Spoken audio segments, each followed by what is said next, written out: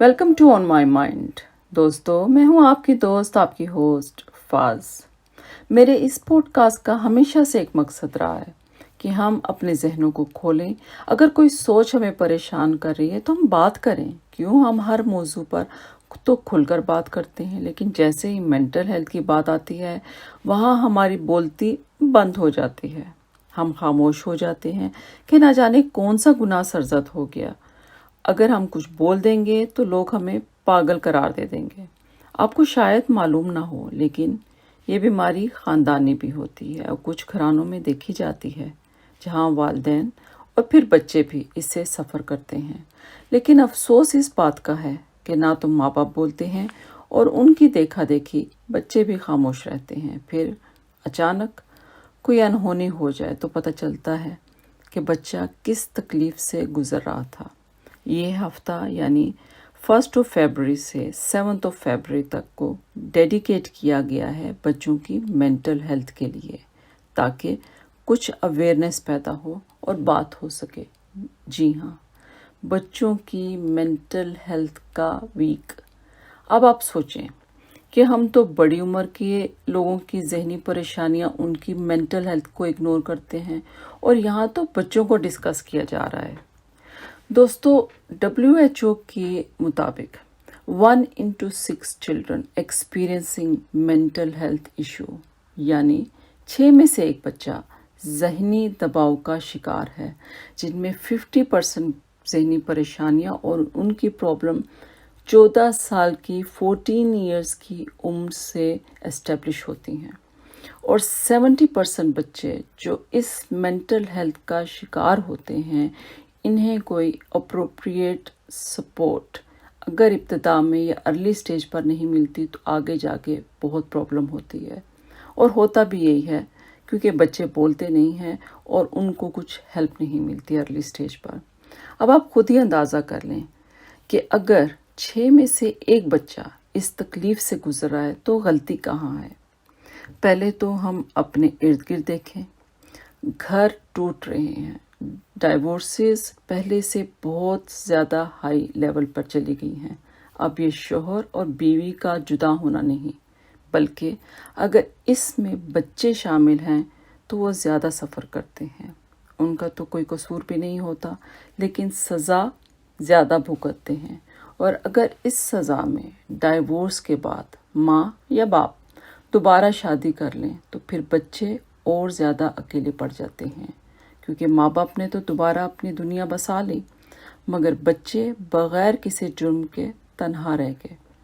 اب ایسے ٹوٹے گھروں کے بچے بہت زیادہ سوچتے ہیں. ڈر، خوف، تنہائی اور بہت کچھ ان کے معصوم ذہنوں میں پلتا ہے.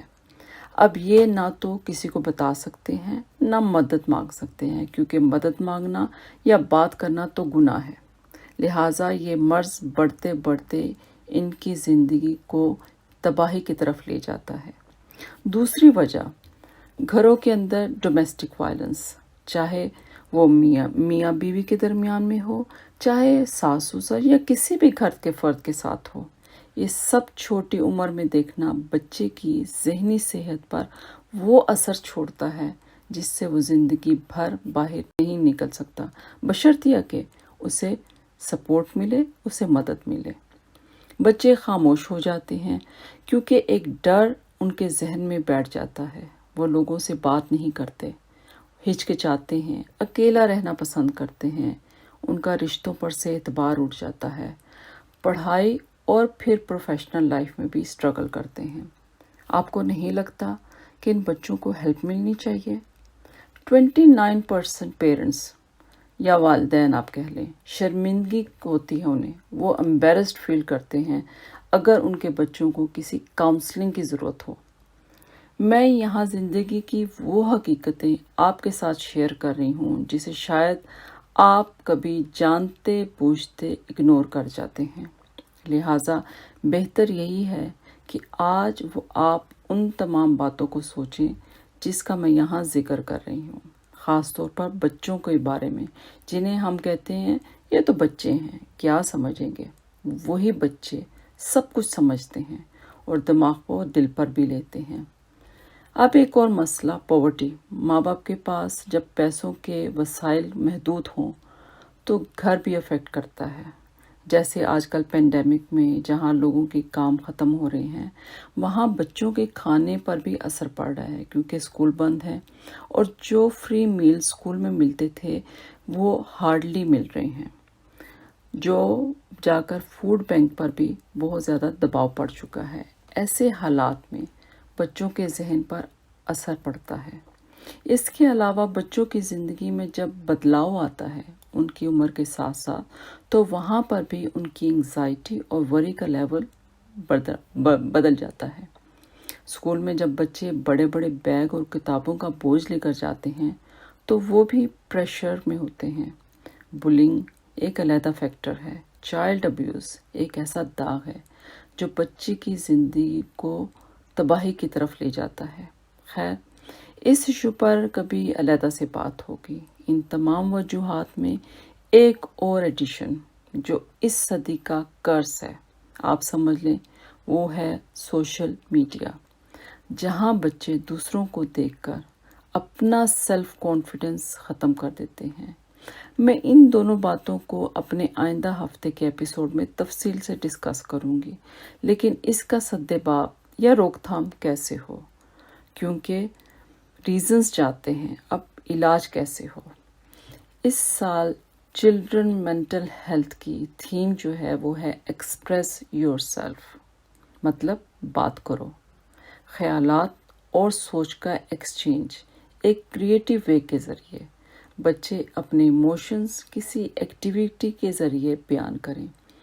اب چاہے وہ بات کریں، لکھنا ہو، پینٹنگ ہو یا میوزک ہو، بچوں کو ایک سیف انوائرمنٹ مہیا کریں تاکہ وہ اپنے آپ کو محفوظ سمجھ سکیں، ماں باپ سے کھل کر بات کر سکیں. اور ماں باپ کو بھی چاہیے کہ وہ بتائے کہ اگر کوئی پریشانی یا دماغ میں کوئی سوچ جو پریشان کر رہی ہے تو وہ بچے آپ کے ساتھ آ کے شیئر کر سکیں تاکہ بچے یہ جان سکیں کہ وہ بغیر کسی ڈر و خوف سے آپ کے ساتھ بات کر سکتے ہیں. بچوں پر اپنا وقت لگائیں، خاص طور پر مائیں جن کے ہاتھ میں آنے والی نسلوں کی ذمہ داری ہے، اور یہی نسل ایک سوسائٹی اور قوم یا نیشن بنتی ہے. اس لیے ماں کی ذمہ داری زیادہ ہے اور یہ ذمہ داری اسے سمجھنی چاہیے.